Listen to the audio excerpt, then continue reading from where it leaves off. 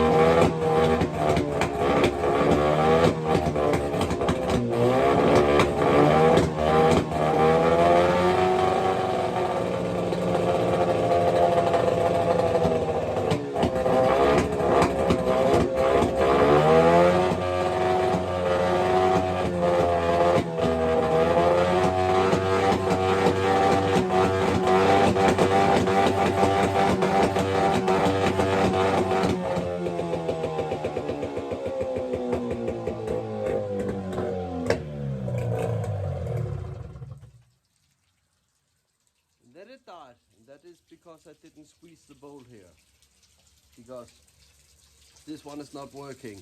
As you can hear, it is shouting a lot. It's making a lot of noise and all is boom, boom, boom. But it could be that I don't have the lower unit on it right now, so the exhaust have no compression at all. So when you have the lower unit on, put it into a barrel or something like that, it could actually solve the issue. I have seen that before, so I will put the lower unit on it now. I'll just go inside and just have a check up on it. I will check the gear oil. I know that it's bad, and I'll put some new oil into it. I will definitely also check the impeller. I always hated to start an engine on this stand here, but I put a piece of wood there so it can't move back because I'm standing on it. And I put a piece of wood there so it cannot jump up because of this one here. And this actually functioned pretty good. And then I tied the engine to the stand so it won't get a little bit up. There was a little bit water inside the gear. I don't have any more outboard, so I will just use this one for a motorcycle. Just so preventing it from rusting so I can get all the water out of it. Let's look in the impel house. It's actually looking pretty okay. I just wiped it off. The impel is actually okay. It's not hard or anything. It's just a little bit bent. This one will actually work, I know that, so I will not buy a new one right now for it. I got the lower unit on again, but when I put the lower unit on, it is actually stuck in gear. So I put this one off, so it will not lock up here. I don't have a prop on, so I will just try to start it just to see if it still have the same issue.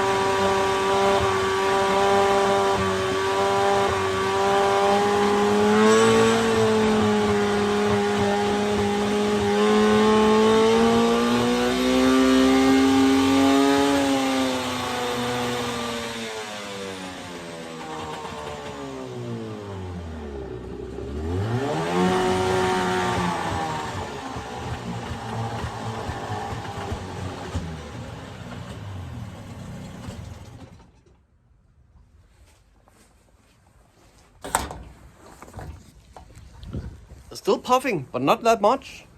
So actually it's sound pretty okay now. I actually think it can sail. Hey!